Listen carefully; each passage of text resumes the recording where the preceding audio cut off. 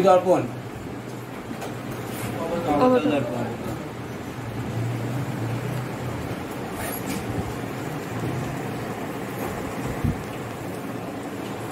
এটাই কি বলা হয়? কাকে বলা হয় বল? বল জোরে বল, কাকে বলা হয় সংজ্ঞা?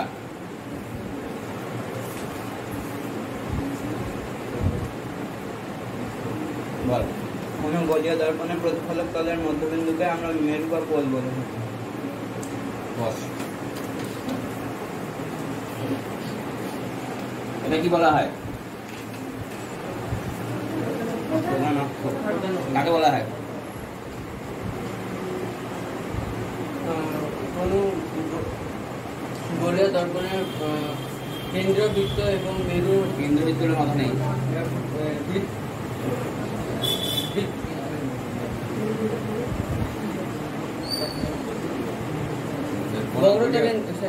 বক্রতা কেন্দ্র এবং মেরু কোনো গোলীয় দর্পণের বক্রতা কেন্দ্র এবং মেরু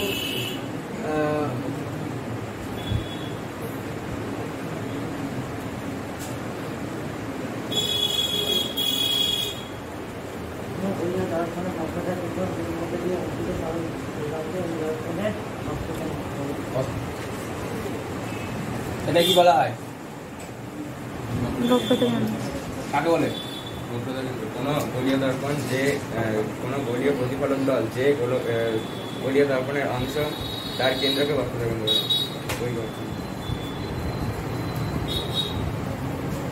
বলে।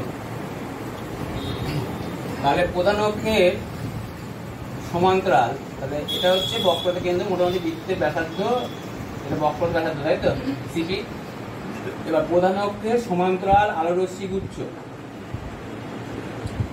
কোনো অবতল দর্পণের অ্যারো মারতেই হবে, হ্যাঁ আলোতে অ্যারো মারতে, কোন দিকে আলো যাচ্ছে। তাহলে কোনো গোলীয় দর্পণের কার সমান্তরাল? প্রধান অক্ষের সমান্তরাল আলোরশ্মি গুচ্ছ কোথায় পড়লো? যে প্রতিফলক তলে। কি হলো? আপতিত হওয়ার পর, প্রতিফলনের পর প্রতিফলিত রশ্মিগুলি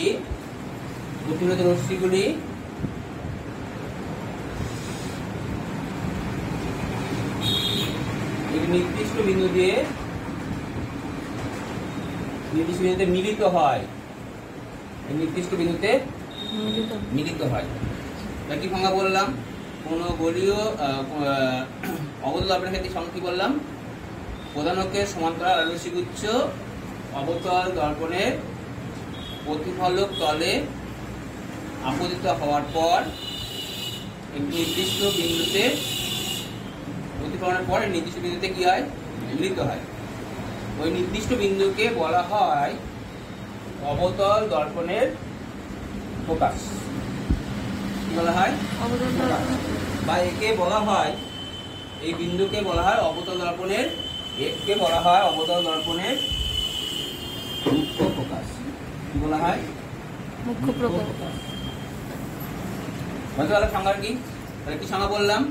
যে আমি সংজ্ঞাটা এরকম বললাম যে কোনো অবতল দর্পণে প্রধান অক্ষের সমান্তরাল আলোরশ্মি গুচ্ছ প্রতিফলক তলে আপতিত হওয়ার পর প্রতিফলিত হয়ে সেটা প্রধান অক্ষের উপর একটি নির্দিষ্ট বিন্দুতে মিলিত হয়।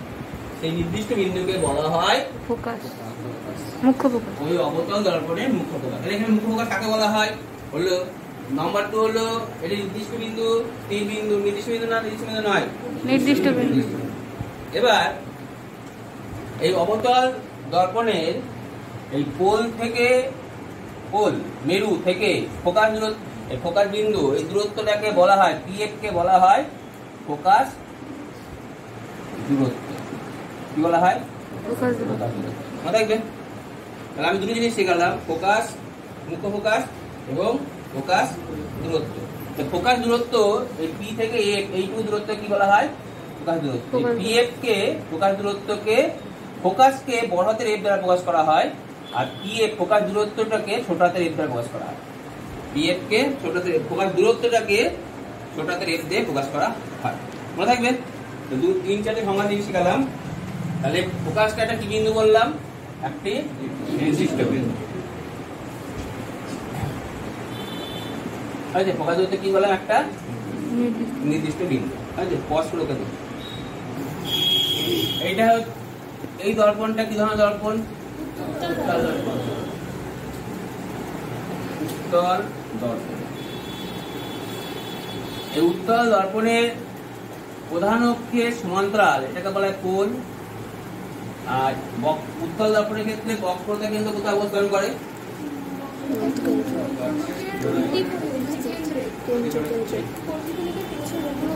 প্রতিফলক তলের পিছনে। তাহলে প্রধান অক্ষের সমান্তরাল আরোহী গুচ্ছ আসলো, আসার পর একটি নির্দিষ্ট, তবে আসার পর আলোটা কি হবে? এভাবে প্রতিফলিত হবে। একটি নির্দিষ্ট বিন্দু থেকে মনে হবে যেন অপসৃত হচ্ছে। কি হচ্ছে? নির্দিষ্ট বিন্দু থেকে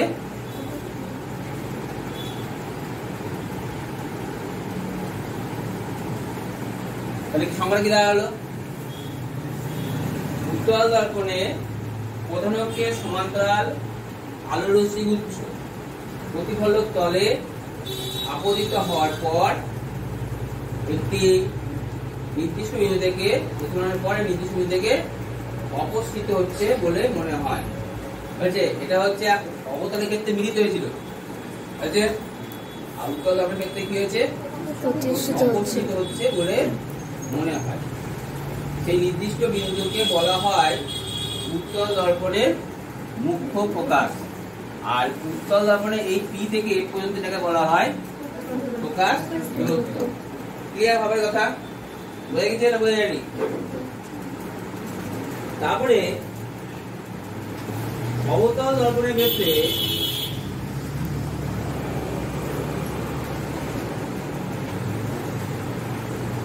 এরপরে প্রশ্ন হচ্ছে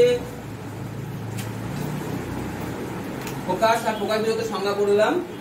এরপরে তোমার পাঠ্য বইয়ের সংজ্ঞাটা দেওয়া আছে পৃষ্ঠা নাম্বার 38 পাতে দেওয়া আছে। অবতল দর্পণের ফোকাস বিন্দু থেকে স্পষ্টরূপে দেবে। এবার অভিসারী আর অপসারী ব্যাপারটা বোঝায়, তারপরে ব্যাপারটা বুঝাবো। অভিসারী মানে কি? অভিসারী মানে হচ্ছে অনেকগুলো আলো রশ্মি যখন একটি নির্দিষ্ট বিন্দুতে মিলিত হয়, এটা বলা হয় আলোর অভিসারী ক্রিয়া।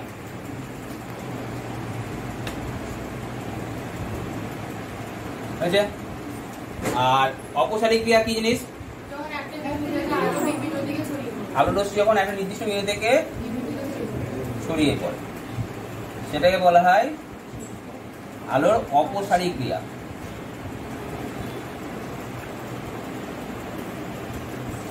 হয়েছে? তাহলে উত্তল এই অবতল দর্পণের ক্ষেত্রে আমি কি দেখতে পাচ্ছি? প্রধান অক্ষের সমান্তরাল আলোরশ্মি গুচ্ছ প্রতিফলক তলের পরে উপরে প্রতিফলক তলের উপরে আপতিত হওয়ার পরে একটি নির্দিষ্ট বিন্দুতে মিলিত হয়। তাই অবতল দর্পণের ক্ষেত্রে অভিসারী ক্রিয়া দেখা যায়। ক্লিয়ার? বুঝতে পারলাম? তাই অবতল দর্পণে যে অভিসারী ক্রিয়া দেখা গেল, অর্থাৎ অবতল দর্পণে যে ফোকাস বিন্দুটা পেলাম, আবার একটা শর্ট কোশ্চেন, সেই ফোকাস বিন্দুটা কি প্রকৃতির হয়? সেই ফোকাস বিন্দুটা হবে, ফোকাস বিন্দুটা অবতল দর্পণের ক্ষেত্রে ফোকাস বিন্দু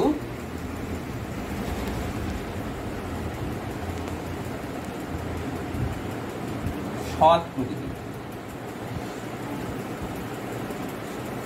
সৎ আর অসৎ প্রকৃতি, হ্যাঁ, বাইরে সৎ প্রকৃতি বা সৎ ফোকাস বলা হয়। কি বলা হয়?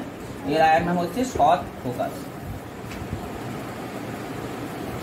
বুঝতে পারলাম? তাহলে আমি কিন্তু দুটো টপিক পড়াচ্ছি, এক উত্তল দর্পণের ফোকাস বিন্দু, আর দুই অবতল দর্পণের ফোকাস বিন্দু।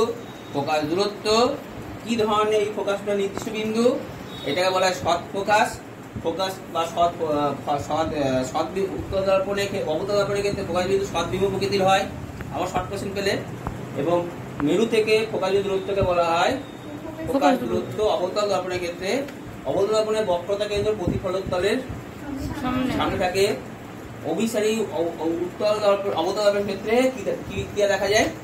অভিসারী ক্রিয়া দেখা যায়। কত কিছু জানলে একটার মধ্যে বই পড়ে এই দুটোর মধ্যে কত কিছু জানলে, হয়েছে? এর মনে রাখবে তো? এবার প্রশ্ন করবে। কিন্তু অবতল দর্পণের ক্ষেত্রে কি দেখা যাচ্ছে? অবতল দর্পণের ক্ষেত্রে দেখা যাচ্ছে যে প্রতিফলক তলের উপর আপতিত হওয়ার পরে প্রতিফলিত উত্তল দর্পণের ক্ষেত্রে দেখা যাচ্ছে প্রতিফলক তলের উপর আপতিত হওয়ার পরে সেটা একটা নির্দিষ্ট বিন্দু থেকে অপসৃত হচ্ছে বলে মনে হয়। এটা মিলিত হয় না কিন্তু। উত্তল দর্পণের ক্ষেত্রে অপসৃত মানে এখানে তো তোমার আছে ঢাকা, সেটি ঢাকা তো তাহলে আলো কি মনে হবে? তোর মনে হবে তুই যেখানে দাঁড়িয়ে থাকিস তোর মনে হবে কি আলোটা কোন একটা জায়গা থেকে আসছে, তোর মনে হবে না? তোর মনে হবে আলোটা কোন জায়গা থেকে কি আসছে। আর আগের ক্ষেত্রে কি হয়েছিল? একটা জায়গায় মিলিত হচ্ছে, দুটো পার্থক্য। একটা জায়গায় ওটা মিলিত হচ্ছে আর এটা একটা জায়গায় গিয়ে কি মনে হচ্ছে তোর চারিদিকে ছড়িয়ে পড়ছে, তাই তো? তাই জন্য উত্তল দর্পণের ক্ষেত্রে যে ক্রিয়াটা দেখা যায় সেটা যে কি ক্রিয়া? অপসারী ক্রিয়া দেখা যায়, ঠিক আছে? এবং উত্তল দর্পণের ক্ষেত্রে ফোকাস বিন্দুটা হচ্ছে অসৎ ফোকাস ও অসৎ প্রকৃতির হয়। ক্লিয়ার? বুঝতে পেরেছি? এইবারে যেটা পড়াবো সেটা হচ্ছে ফোকাস তল। ফোকাস তল কি? ফোকাস তল হচ্ছে, তাহলে ব্যাপারটা কিছু না, ব্যাপারটা হচ্ছে ধরো আমার হাতটা একটা দর্পণ, সে উত্তলই হোক বা অবতলই হোক। কনসেপ্ট ব্যাপারটা ভালো করে বোঝার চেষ্টা বোঝো ভালো করে। তাহলে এটা তার প্রধান অক্ষ হচ্ছে, এই প্রধান অক্ষের ওপরে এটা একটা নির্দিষ্ট বিন্দু, ফোকাস বিন্দু। এই ফোকাস বিন্দুর সঙ্গে আমি একটা এখানে প্রধান অক্ষের ফোকাস বিন্দুর সঙ্গে এখানে একটা তল কল্পনা করলাম। কেমন ভাবে তলটা আছে? লম্ব হবে। কেমন ভাবে আছে তলটা? এই তলটাকে বলা হয় ফোকাস তল। ফোকাস তলটা কোথায় থাকবে? ফোকাস তলটা কোথায় অবস্থান করে? ফোকাস বিন্দুতে। কেমন করে অবস্থান করে? লম্বভাবে। কার সঙ্গে? প্রধান অক্ষের সঙ্গে। প্রধান অক্ষের সঙ্গে ফোকাস বিন্দুতে লম্বভাবে যে একটা কাল্পনিক তলটা কিন্তু কাল্পনিক ব্যাপার, হয়েছে? তল কল্পনা করা হয়, তাকে বলা হয় ওই দর্পণের ফোকাস তল। বুঝতে পেরেছি? এই তলটা কি লম্বভাবে আছে, তাকে বলা হয় ফোকাস তল। তাহলে এদিকে উত্তল দর্পণের ক্ষেত্রে আমার ফোকাস তল আছে, সেরকম অবতল দর্পণের ক্ষেত্রেও ফোকাস তল আমি বলতে পারি। স্পষ্ট করে দেব। তাহলে তাহলে একইভাবে এখানেও আমি ঠিক একইভাবে একটা কল্পনা করতে পারি, ফোকাস তলের কথা চিন্তা করতে পারি, হয়েছে? তাহলে ফোকাস তলে প্রধান অক্ষের উপরে একটা নির্দিষ্ট বিন্দুতে মিলিত হয়েছে, তাই তো? এবার আমি যদি আলো রশ্মিগুলোকে প্রধান অক্ষের সমান্তরাল ভাবে না করে একটু আনত ভাবে চিন্তা করি, মানে এখন নতুন আলো রশ্মি পাঠাচ্ছি, কেমন করে পাঠাচ্ছি? প্রধান অক্ষের সমান্তরাল নয়, কিন্তু আগেরটা ছবির মতো নয়। প্রধান অক্ষের সমান্তরাল আলো পাঠাচ্ছি না, একটু কিভাবে পাঠাচ্ছি? একটু আনত হবে। তাহলে সেক্ষেত্রে কি ঘটনা ঘটবে? সেক্ষেত্রে আলো রশ্মি একইভাবে মিলিত হবে। তখন সেটা কোথায় মিলিত হবে? ফোকাস মিলিত হচ্ছে না, কোথায় মিলিত হচ্ছে? ফোকাস তলে মিলিত হচ্ছে। কোথায়? ফোকাস তলে। তাহলে আলোটা যখন এইভাবে পাঠাচ্ছি তখন এই জায়গাটা মিলিত হলো। এবার আলোটা যদি আর একটু বাঁকিয়ে দিই,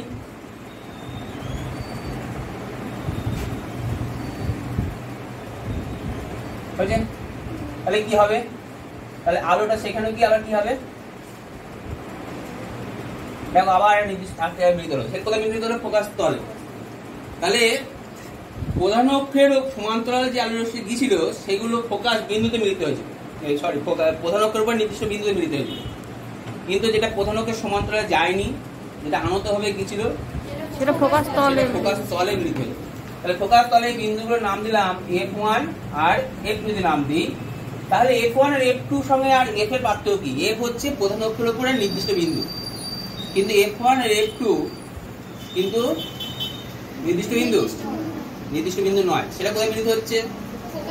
ফোকাস তলে। ফোকাস তলটা কোথায় অবস্থান করেছে? ফোকাস কেমন করে? লম্ব। তার সঙ্গে আমার সাথে প্রকাশ প্রধান অক্ষের সঙ্গে লম্বভাবে অবস্থান করেছে, তাই তো?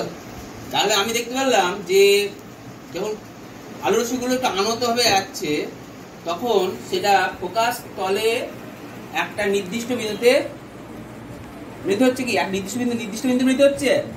নির্দিষ্ট বিন্দু মিলিত হচ্ছে না। তাহলে ওই যে মিলিত হচ্ছে যে জায়গাটাকে, সেটাকে বলা হয় গৌণ ফোকাস। আগেটা বলেছিলাম কি? প্রকাশ তাহলে গৌণ ফোকাস একটা নির্দিষ্ট বিন্দু, না গৌণ ফোকাস অনেক নির্দিষ্ট বিন্দু। লাওয়া শর্ট কোশ্চেন, আলোরশ্মি গৌণ প্রকাশ হলো নির্দিষ্ট বিন্দু না বিন্দু নয়? নির্দিষ্ট বিন্দু নয়। গৌণ প্রকাশ কাকে বলা হয়? কোন গোলীয় দর্পণে, সে উত্তরী হোক বা অবতরী হোক, গোলীয় দর্পণে আলোরশ্মি যদি দর্পণের প্রতিফলক তলের উপরে একটু আনত হয়ে পড়ে, মানে সমান্তরালে না এসে পড়ে, তাহলে প্রতিফলিত রশ্মিগুলি, আলোরশ্মি প্রতিফলনের পরে প্রতিফলিত রশ্মিগুলি ফোকাস তলে একটি বিন্দুতে মিলিত হয়। আর উত্তল দর্পণের ক্ষেত্রে কি হবে? অপসৃত হচ্ছে বলে মনে হবে, হচ্ছে একই সংজ্ঞা, তখন অপসৃত হচ্ছে বলে মনে হবে। নির্দিষ্ট কথা বাদ দেবো, কিন্তু নির্দিষ্ট বলবোই না, একটি বিন্দু থেকে অপসৃত হচ্ছে বলে মনে হয়। সেই বিন্দুটিকে বলা হয় ওই গোলীয় দর্পণের গৌণ প্রকাশ, হয়েছে? তাহলে মুখ্য প্রকাশ আর গৌণ প্রকাশের পার্থক্য বলে, তাহলে মুখ্য প্রকাশ কাকে বলা হয়, গৌণ প্রকাশ কাকে বলে বলবা? মুখ্য প্রকাশ হলো একটা নির্দিষ্ট বিন্দু, কিন্তু গৌণ প্রকাশ একটা নির্দিষ্ট বিন্দু নয়, ঠিক আছে? মুখ্য প্রকাশের ছবি আঁকবা, গৌণ প্রকাশের ছবি আঁকবা, হয়েছে? বুঝতে পারলাম? গৌণ প্রকাশের ছবি কেমন আঁকবা তুমি? তাহলে এই ব্যাপারটা বোঝা যায় পুরোটা। তাহলে আমি এখানে ছবিগুলো, গৌণ প্রকাশের ছবিটা কেমন আঁকবো দেখো। তাহলে এটা আছে কি দর্পণ? এবার অবতল দর্পণের প্রধান অক্ষের সমান্তরাল আলোরশ্মি পাঠাচ্ছি না, অনতভাবে একটু আনতভাবে পাঠাচ্ছি। তাহলে এটা হচ্ছে কার্ভেচার, ফোকাস, তল, বুঝে? সরি, বুঝে?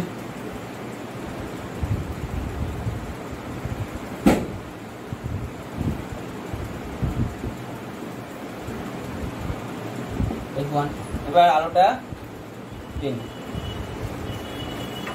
আর একটা আলো পাঠাচ্ছি, দুটো আলো দেখাবো। কেন? এটা একটা আলাদা হলো, ঠিক আছে? আর আলাদা পেন দিয়ে আমি আর একটা ইউজ করবো, ঠিক আছে? এটা আলো পাঠালাম, এটা আলো পাঠালাম, ঠিক আছে? এটা কি বিন্দু? তাহলে কি দেখ বুঝতে পারলাম? F1 আর F2 একই সমতলে অবস্থিত, কিন্তু নির্দিষ্ট বিন্দু নয়। এই বিন্দুগুলোকে বলা হয় F1 F2 কি বলা হয়? গৌণ প্রকাশ হচ্ছে আর কি সংজ্ঞা? তাহলে অবতল দর্পণের ক্ষেত্রে নির্দিষ্ট বিন্দুতে ফোকাস তলে নির্দিষ্ট বিন্দু মিলিত হয়, আর উত্তল দর্পণের ক্ষেত্রে নির্দিষ্ট বিন্দু থেকে অপসৃত হচ্ছে বলে মনে হয়েছে। তাহলে আজকের পড়া মুখ্য প্রকাশ, গৌণ প্রকাশ, ফোকাস তল, ফোকাস দূরত্ব, আর তার রিলেটেড কিছু শর্ট কোশ্চেন, এবং তোমার হচ্ছে উত্তল দর্পণের, অবতল দর্পণের ফোকাস বিন্দুকে কি ফোকাস বিন্দু বলা হয়? সৎ ফোকাস, তাই তো? আর উত্তল দর্পণের ক্ষেত্রে কি বলা হয়? অসৎ ফোকাস। এবং সেটা কেন বলা হয় সেটা জানলে, কেন বলা হয়? এটা হচ্ছে এটা মিলিত হওয়ার জন্য সৎ ফোকাস, আর ওটা অবসৎ ফোকাস, হয়েছে? আর তাহলে এটা কি ধরনের উত্তল অবতল দর্পণ কি ধরনের মানে দর্পণ হিসেবে কাজ করে? অভিসারী না অপসারী? বা অবতল দর্পণের অভিসারী ক্রিয়া দেখাও, তোমার ছবিটা আঁকতে হবে, ছবিটা দেখালাম। উত্তল দর্পণের অপসারী ক্রিয়া দেখাও, তোমার ছবি আঁকতে হবে। কত রকম ভাবে প্রশ্ন আসবে, প্রচুর প্রশ্ন, কিন্তু পড়া প্রশ্ন কিন্তু দুটোই, এই দুটোর সাহায্যে প্রচুর প্রশ্ন, এই প্রশ্নগুলো সব জানতে হবে, ঠিক আছে? না, স্টপ।